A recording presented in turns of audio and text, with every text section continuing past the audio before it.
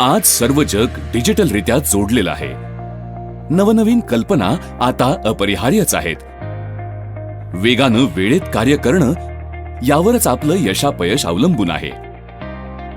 आपल्या सभोवती सर्व काही, कार, शहर, बंदरे, शेत, अगदी मनुष्यही एकमेकाला जोडलेली आहेत.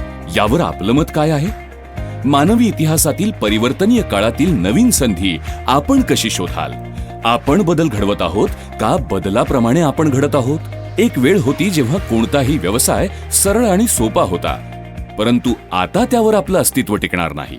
आम्ही अभिमानानं घेऊन आलो आहोत नेटाफिम नेटबीट.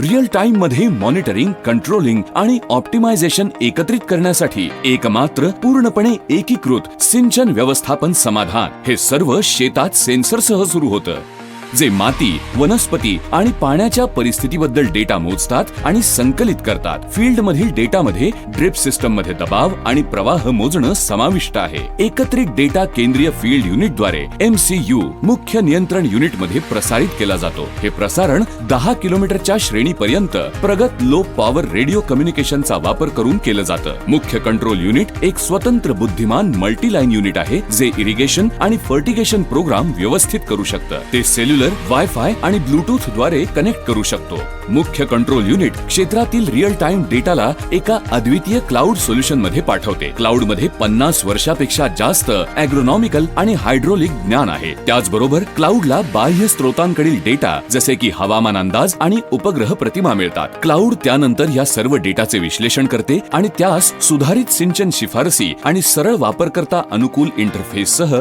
थेट शेतकऱ्याच्या स्मार्टफोनवर पाठवणाऱ्या अलर्ट मध्ये बदलते. आता शेतकरी निर्णय घेऊ शकतो आणि रिअल टाइम मध्ये योग्य कारवाई करू शकतो.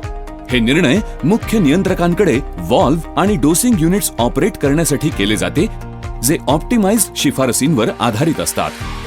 ॲडव्हान्स लोअर पॉवर रेडिओ वापरून दूरस्थ फील्ड युनिट्स मध्ये क्रिया लागू होतात.